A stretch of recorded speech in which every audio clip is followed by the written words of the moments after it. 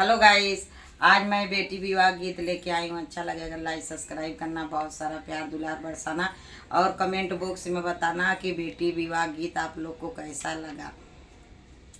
हाथवा में लियलुए बेटी पूजा का थरियावा,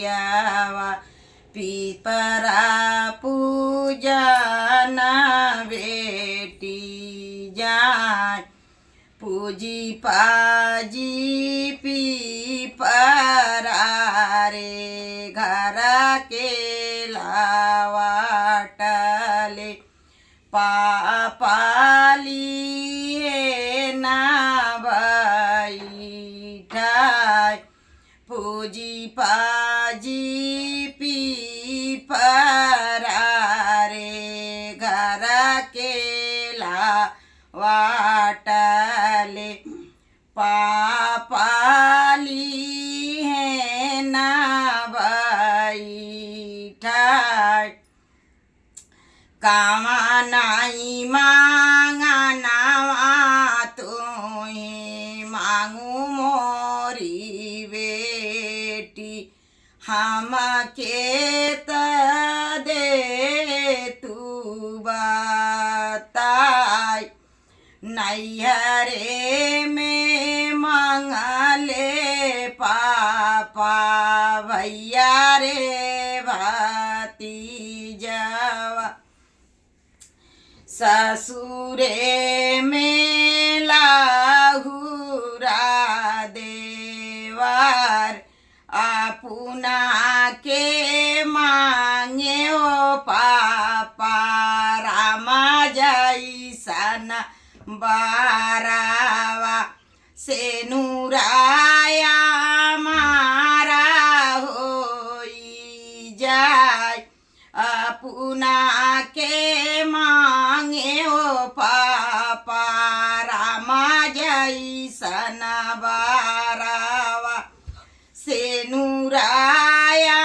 मारा होई जाय, हाथवा में लियलुए बेटी पूजा का थरियावा, पीपरा पूजा ना बेटी जाए, पूजी पाजी पीपरा रे घर के लावाटली, चाचालिए ना बैठाय, कामनाई मांगा नवा तुई मांगू मोरी बेटी, हम के देती बताय, नैहरे में मांगले ओ चाचा भैया भतीजावा, ससुरे में नाना दिया के, अपना के मांगे ओ चाचा रामा जैसन बारावा, से नूराया मारा होई जाय,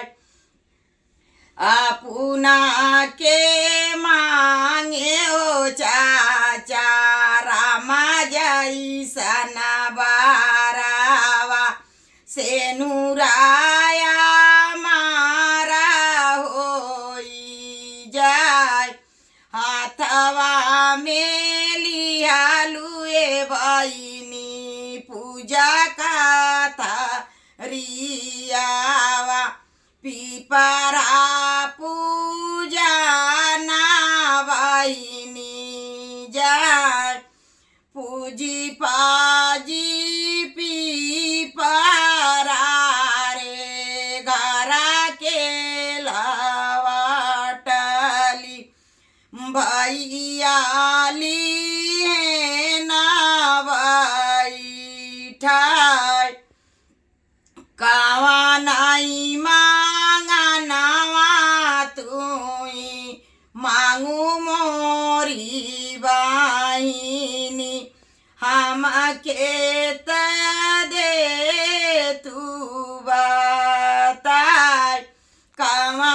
माई मांगनवा तुई मांगू मोरी बाईनी हमके त दे तू बता नैहरे में मांगे ओ भैया भैया से भाती जावा ससुरे में लाहुरा देवार नैहरे में मांगले ओ भैया भैया रे भाती जावा ससुरे में लाहुरा देवार अपना के मांगले ओ भैया रामा जैसन बारावा से नूराया मार होई जय अपना के मांगले ओ भैया रामा जैसन बारावा सिंदूराया मारा होई